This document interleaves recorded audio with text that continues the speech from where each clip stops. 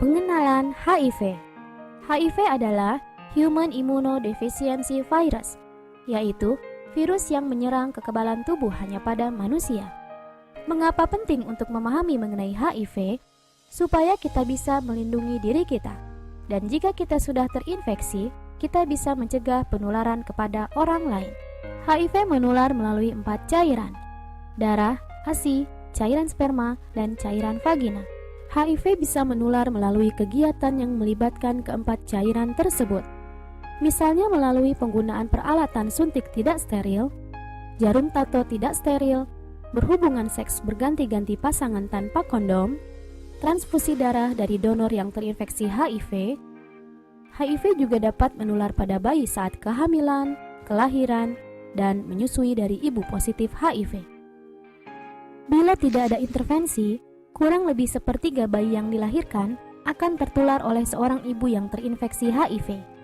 Asal infeksi HIV pada ibu yang diketahui dan diintervensi cukup dini dapat mengurangi resiko penularan menjadi di bawah 2%. HIV hanya dapat hidup di dalam tubuh manusia yang hidup dan hanya bertahan beberapa saat saja di luar tubuh. HIV tidak dapat menular melalui air ludah, air mata, muntahan, kotoran manusia, dan air kencing. HIV juga tidak ditemukan di dalam keringat. HIV tidak dapat menembus kulit yang utuh dan tidak menyebar melalui sentuhan dengan orang lain yang terinfeksi HIV atau sesuatu yang dipakai oleh orang terinfeksi HIV, seperti penggunaan perabot makan atau minum bersamaan dan penggunaan toilet atau air mandi bergantian. HIV tidak menular melalui gigitan nyamuk atau serangga penghisap darah yang lain. Belum ada kasus penularan HIV yang terjadi melalui kegiatan sehari-hari. Tubuh kita memiliki kemampuan untuk melawan benda atau makhluk asing melalui sistem kekebalan tubuh. Perlawanan terhadap benda atau makhluk asing ini biasanya dilakukan oleh sel di dalam tubuh manusia yang disebut sebagai CD4. Setelah masuk tubuh kita, HIV menginfeksi sel CD4 dan terus menggandakan diri. Kemudian HIV baru hasil penggandaan menginfeksi sel CD4 lain dan siklus ini terus berjalan. Saat HIV menggandakan diri, sel CD4 dirusak dan menjadi tidak efektif dalam memerangi infeksi yang masuk ke tubuh. Hai pemirsa WBI TV, khususnya untuk pemirsa Sehat Yuk. Nah, kali ini saya Waidatun Umul Lisa akan membahas kita bertiga akan membahas tentang HIV AIDS. Nah, sebelum kita membahas tentang HIV AIDS, ternyata di studio kita telah kedatangan mahasiswa dari STIMIK. Ini dia audiensnya. Hai teman-teman. Hai juga. Langsung saja kita kembali.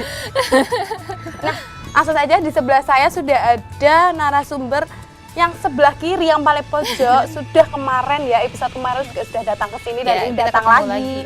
Jadi sepertinya nggak usah perkenalan ya Mbak ya. Usah, Langsung saja Mas Robi, silahkan perkenalan. Ya, nama saya Robi Wijaya, saya anggota PIKMA, saya sebagai pendidik sebaya di PIKMA Patriotnya. Ya, kemarin kan kita sudah bahas sih kalau misalnya tugas pendidik sebaya itu memberi informasi. Memberi informasi ya. Oh, Mas Robi sebagai pendidik Ya. sebaya. Iya. Kalau kemarin Mbak Intan sebagai konselor sebaya. Iya. Oh, iya. Nah, tadi kan kita sudah nampilin VT tentang HIV AIDS, Mas. Sebenarnya HIV AIDS itu pengertian dari HIV AIDS itu apa? Apa HIV sendiri atau AIDS sendiri atau gimana? Seperti yang tadi udah ditampilin ya, HIV singkatan dari Human Immunodeficiency Virus. Itu penyakit yang bersifat viral yang berasal dari virus. Jadi virus itu saat seseorang akan terinfeksi HIV, jadi virus yang masuk ke dalam tubuh itu mereplikasi di dalam DNA si calon pengidap HIV tersebut. Nah, seringkali kan orang-orang kan nggak tahu kalau ternyata dirinya itu udah terkena HIV. Soalnya itu kan masa inkubasi virus itu kan panjang sekali, sehingga tahu-tahu kok udah kena AIDS, udah sampai ke lini 4 bahkan kan.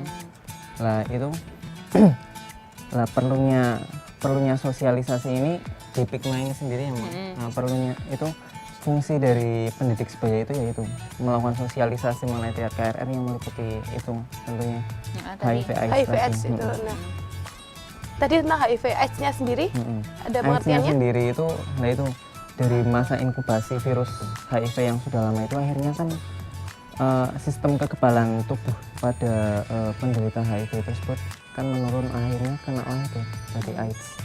Jadi AIDS secara garis besar itu HIV itu virusnya, AIDS itu adalah penyakitnya. Oh, Nah, AIDS itu penyakitnya, iya. kalau HIV itu virusnya. Ya, dan juga untuk HIV sendiri ada 4 stadium atau kalau di HIV sendiri ini dinamakan lini ya.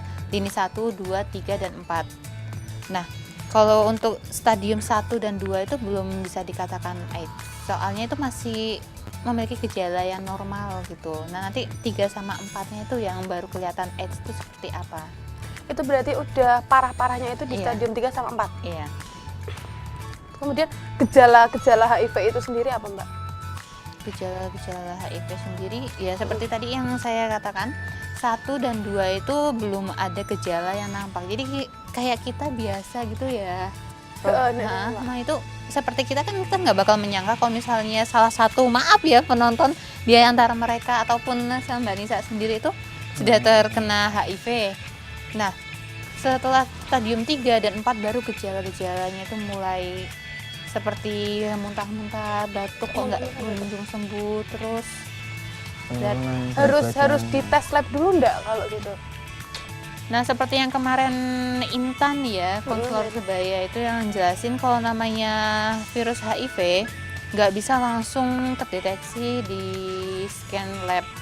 Jadi seenggaknya kita setelah melakukan hal yang beresiko gitu, kita harus menunggu 3 bulan terlebih dahulu untuk melihat apakah itu terinfeksi atau enggak.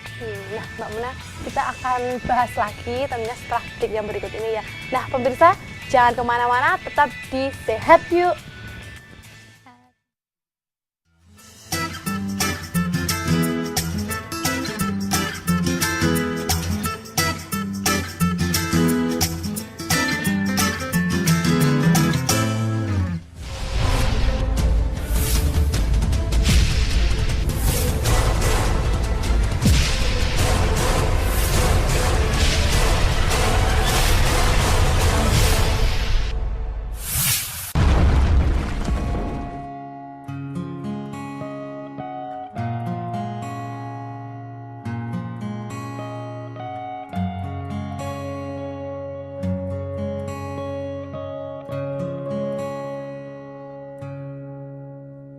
Oh, her eyes make the stars look like they're not shining. Her hair falls perfectly without her trying. She's so beautiful, and I tell her every day. Hai guys, ini aku Fatin. Jangan lupa nonton WPI TV terus di wpitv.stimik-wp.ac.id. Oke, jangan lupa ya. WPI TV brings the world into you.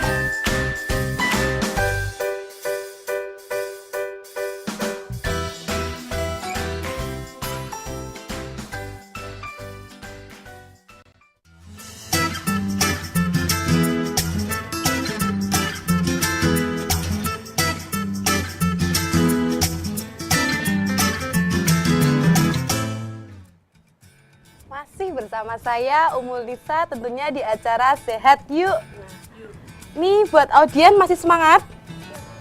Semangat? Apa sudah lapar? Sudah lapar? Oke, langsung saja ya kita sambung lagi tentang segmen tentang HIV/AIDS. Nah, tadi kan Mas udah bahas gejala awal penularannya. Kemudian dampak-dampaknya dari penderita HIV/AIDS itu? Untuk secara fisik ya tentunya berbagai masalah kesehatan. Kalau misalnya orang normal, kalau batuk diobati bisa sembuh dalam beberapa hari. Kalau udah kena HIV yang misalnya sudah stadium lanjut kayak lini 3 sampai lini 4 itu susah banget untuk diobati. Jadi biasanya sebelum kena AIDS pun biasanya sudah kronis sekali kondisinya. Lewat penyakit-penyakit yang orang biasa misalnya kayak mencret lah, diare, sakit kepala itu bisa menyebabkan kematian bagi itu Penderita HIV sendiri. Kalau itu penderita HIV/AIDS sendiri, kalau misalkan bayi yang baru lahir itu bisa terkena HIV/AIDS enggak? Bisa, itu kalau misalnya dari ibu yang melahirkan. Ibu yang melahirkan? Iya, melahirkan secara normal. Jadi bayi pun bisa mengalami penyakit HIV itu langsung stadium 3. Jadi nggak seperti orang normalnya ada stadium 1, 2. Nah, itu langsung ke stadium 3 atau enggak 4. Soalnya itu mendapat turunan dari ibunya. Mendapatkan Nah, dari itu ibunya. kalau misalnya bayi tersebut lahir melalui secara normal. Kalau misalkan sesar? Sesar itu resikonya kecil. Jadi ibu hamil sendiri itu ibu yang terkena HIV ya, itu bukan berarti beliau itu nggak boleh hamil, bisa hamil, Bisa dan mengurangi resiko HIV terhadap anaknya. Pertama, dia harus melakukan istilahnya melakukan hubungan intim pas saat-saat suhurnya. Jadi yang pas sekali jadi gitu. Ya paham ya? Iya, coba saya belum pernah mengalami. Ya, jadi pas itu sekali jadi, nah insya Allah itu nggak akan ada virus HIV yang masuk ya. Soalnya kan virus HIV itu tinggalnya kalau untuk di perempuan tuh banyaknya di serviks ya, serviks. Nah, terus pas saat matang-matangnya ovum itu usahain ibunya itu tetap mengonsumsi obat. Jadi ada obat jadi Itu buat HIV. Obat Penderita. untuk memperpanjang harapan hidup. Iya, Baru jadi hari. istilahnya bukan menyembuhkan tapi menghambat pertumbuhan virus HIV. Nah, saat di situ itu kalau misalnya belum parah banget gak masalah, tapi kalau misalnya udah parah banget kayak stadium 3 ya usahain minum obat tersebut. Terus untuk pengeluaran bayi sendiri jangan keluar dari Ya, seharusnya. Itu kalau misalkan normal. Iya, normal tuh si bayi itu bisa beresiko untuk HIV, tapi sesar. Jadi mengeluarkan si bayi itu melahirnya dengan cara sesar. Kalau misalkan bayi itu dilahirkan secara normal, otomatis si dokter kan juga langsung bersentuhan langsung dengan si bayi kan. Itu bisa tertular enggak si dokternya itu? Itu nggak bisa. Enggak bisa. Secara umum kan penularan HIV sama AIDS itu dibagi dari 3 cara kan. Yang pertama melalui air susu ibu, yang kedua melalui jarum suntik, yang ketiga melalui hubungan seksual yang tidak aman. Terus juga memakai kondom dan Seperti itu. Nah, makanya itu bayi yang dilahirkan secara sesar tuh nggak boleh disusuin sama ASI ibunya. Jadi harus memakai susu formula lah. Harus Kalau misalkan saat proses melahirkan ternyata dokternya tidak tahu bahwa ibu itu menderita HIV/AIDS, penanganannya gimana? Lah, itu sudah beresiko untuk anaknya ya. Nah, makanya itu kan pasien HIV itu kan pasti sudah memberitahu dokternya dan sudah biasa konseling gitu, biasa check up gitu. Jadi ibu yang ibu hamil yang menderita HIV itu harus sering kontrol. Beda sama ibu hamil yang normal, mungkin kan 3 bulan 3 sekali bulan, untuk USG. USG, tapi ini setiap bulan harus cek. Kemudian sikap kita apa yang harus kita lakukan terhadap orang yang terkena HIV/AIDS? Apa kita harus mengucilkan atau kita tidak mau deket-deket gitu? Nah, Nah, itu jahat sekali. Jadi kita harus gimana itu, Kejam Mbak? masuknya.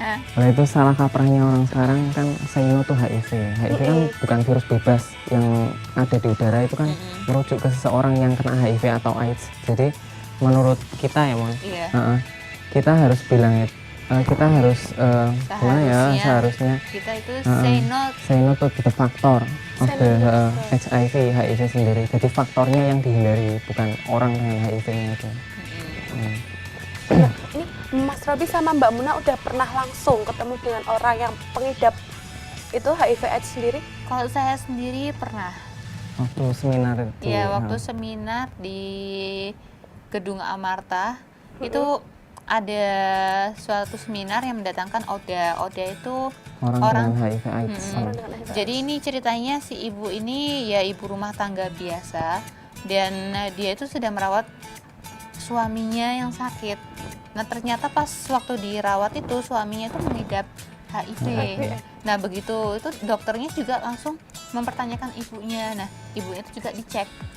Nah, ternyata si ibu itu positif terkena HIV. HIV. Tapi ya baru stadium 1 ya, itu dia. Makanya masih dipanggil. Nah, itu dia. Kita manusia lagi. Jadi orang-orang biasa gitu yang kita anggap setia lah sama pasangan kita itu ternyata bisa beresiko. Nah, interaksi apa saja yang tidak menyebabkan kita tertular? Ya seperti kita ngomong kayak gini Kayak juga gini, nggak Terus masalah. Kalau bersentuhan pegang-pegangan tangan, Anda. nggak apa-apa. Jadi keringat itu nggak apa-apa. Air ludah juga nggak apa-apa. Tidak apa-apa. Nah, jadi kemungkinannya kecil sekali, hampir mendekati 0,01%. Jadi dianggap mustahil untuk menularkan itu.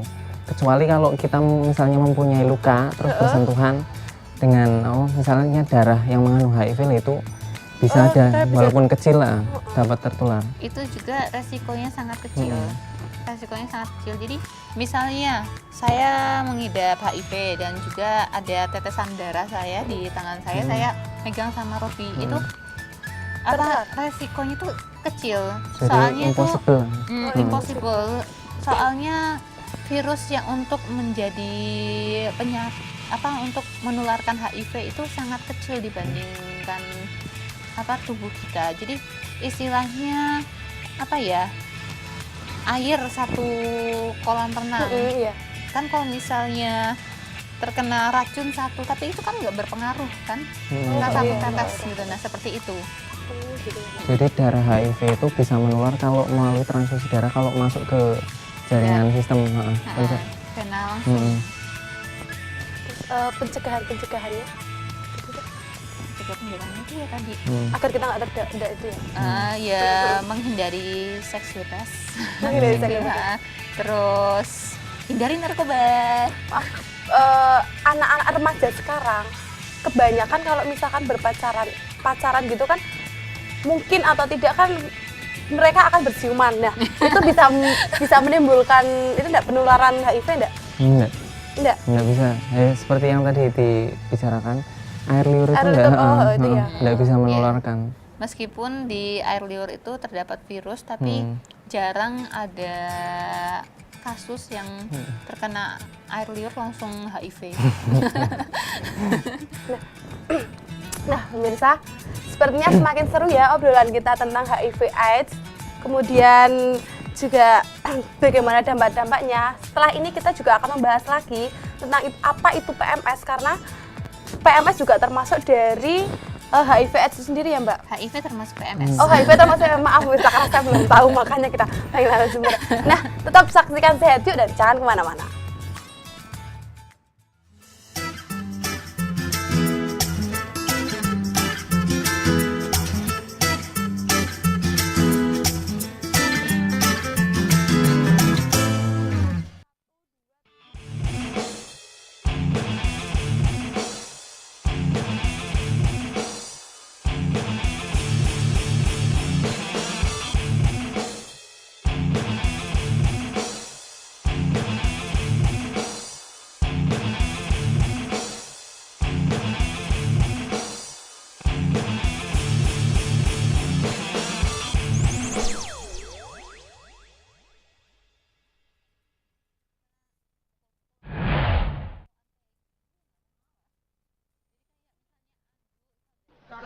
Saksikan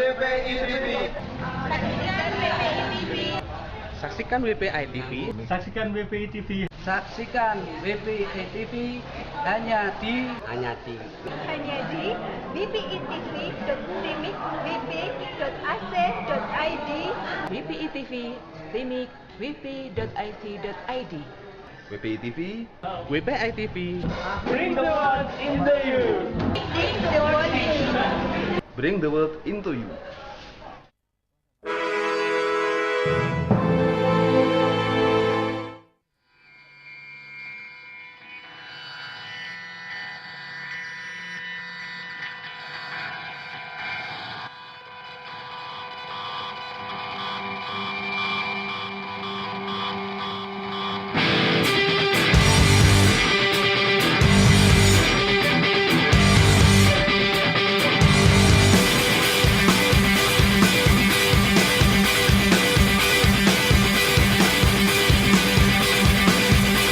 It's happening soon, it's happening soon. Its scent has been blowing in my direction. To me it is new, to me it is new. And it's not gonna change for anybody. And it's gonna be our last memory. And it's led me on and on to you.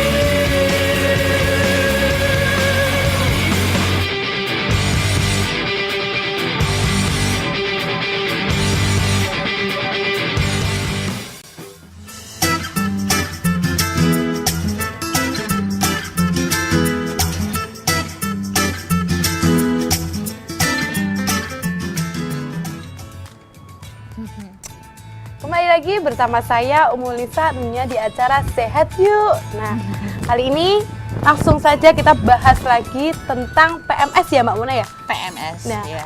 Setahu saya PMS itu pramenstruasi Mbak. Setahu saya ya Mbak. Bisa jadi juga. Bisa jadi, nah. Tapi dan juga ada juga yang pas men sakit. Pas main sakit juga. Nah, Mas Rabi atau Mbak Muna dia terserah ya yang menjawab.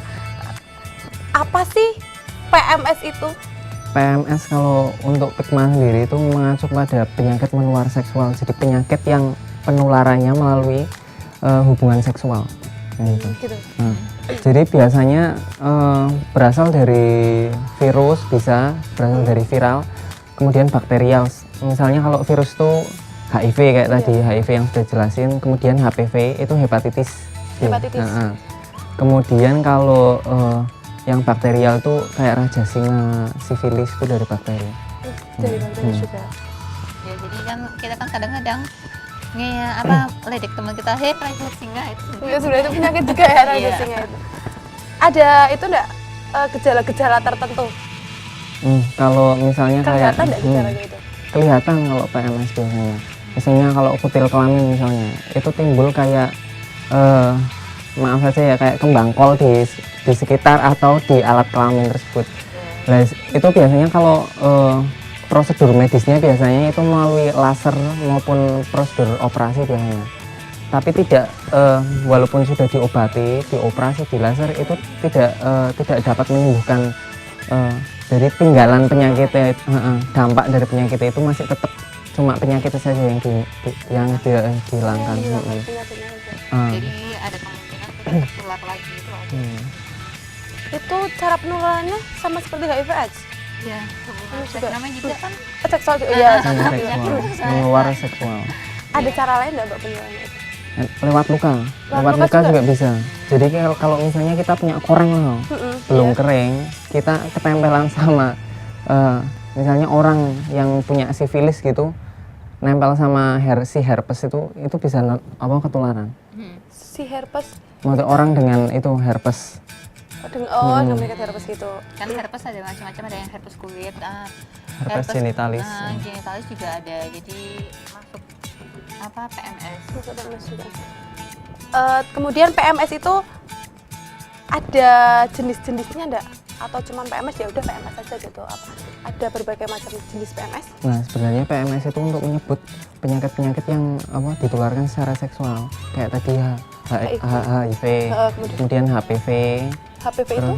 HPV itu hepatitis B. Hepatitis B. Nah, hepatitis B itu udah ada vaksinnya. Sebenarnya PMS itu sebagian besar udah ada vaksinnya, jadi bisa diobati. Kecuali HIV Hmm. tadi ya. Oh, kalau PMS bisa diobati. Dan juga masih ada harapan sembuh juga. Itu malah sembuh, cuman resiko terkena lagi itu ada. Lebih Oh, tinggi. ada. Jadi bukan seperti misalnya kita kena cacar, habis itu udah sakit, udah itu nggak kena lagi, itu bukan. Jadi apa kayak Raja Singa tadi itu dihilangkan penyakitnya. Kalau misalnya melakukan hubungan itu lagi ya bakal kena lagi bisa. Raja Singa itu penyakit apa sebenarnya, Mbak? Jadi semacam apa ya? Kencing nanah dan juga Oh, timbul bintik-bintik di alat kelamin gitu. Oh, bisa Mas. Oh, kayaknya saru ya kita ngomong. Nah, ini pendidikan juga ya. Oke. Kemudian cara mengobatinya, Nah itu kayak misalnya obat-obat kalau- tertentu ada. ada. Kalau misalnya kalau yang disebabin lewat virus bisa mengonsumsi obat kayak antiretroviral tuh sih, obat antivirus. Misalnya kayak HPV itu lagi. Terus kalau yang disebabin lewat bakteria seperti gonorea, terus sifilis, herpes dan lain-lain itu bisa diobati lewat antibiotik. Antibiotik. Antibiotik yang panas. Jadi ibaratnya kalau orang udah mengonsumsi antibiotik itu kalau kena lagi ya biasanya udah kebal sama si pengobatan yang sebelumnya itu.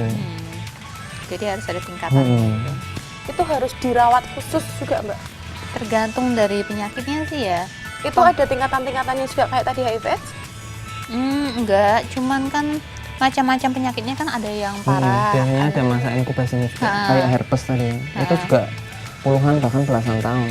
Itu juga diperiksa lab juga, harus periksa darah juga kalau kita mau tahu itu. Nah, tapi Ini biasanya positif beneran gitu. Ya, yang namanya darah itu kita apa ya? Kita kalau misalnya mau tes secara keseluruhan sehat atau enggaknya di darah itu kan mengandung semua yang kita mau Informasi, mengandung informasi. Jadi kayak istilahnya kalau di CPU itu apa ya, prosesor atau memorinya ya.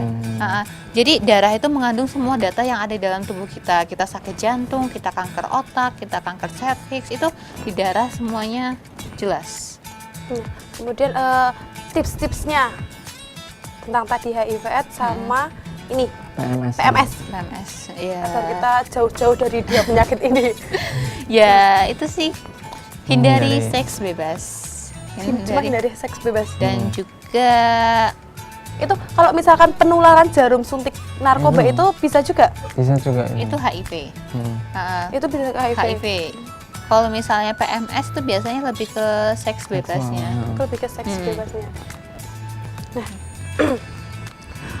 mungkin itu saja yang dapat kami sampaikan. Nah, kali ini Mbak Muna sama Mas Raffi akan promosi tentang pigmenya lagi ya, Mbak? Ya, Selalu promosi. ya teman-teman mahasiswa STEMIK Widya Pratama Pekalongan tepat lebih khususnya. Sekali lagi saya mempromosikan Pigma Patriot untuk Anda-anda yang mengalami kegalauan hati atau punya permasalahan, silakan datang ke Pigma Patriot. Yang basement kami ada di Lab Bahasa 1. Ataupun kalian juga mau menjadi salah satu anggota kader, ataupun anggota dari Pigma sendiri. Jadi kami mohon bantuan kalian. Jadi kalau untuk informasi lebih lanjut bisa langsung ke Facebook kami Pigma Patriot. Di sini ada nggak ya ditulis? Udah tulisannya, tenang Mbak. Buat audiens sudah capek. Sudah kayaknya. Ini kita closing, jadi setelah ini kita selesai. Yeah. Terima kasih buat audiensnya sudah mau datang sini. Juga Mas Robi sama Mbak Muna sudah memberikan informasi. Mbak Muna sudah Mas Robi. Tadi kan Mas Robi. Gugup Mbak. Oke. Nah, Ya. pemirsa, terus saksikan Sehat Yuk hanya ada di wpitv.stimik.wp.ac. Maaf saya ulangi, maaf ulangi. Ya, mungkin lebih baik saya ya. wpitv.stimik.ac.id. Maaf sekali lagi saya minta maaf. Nah, dah, sampai jumpa. Terus saksikan Sehat Yuk ya. Tunggu ke episode selanjutnya. Dadah.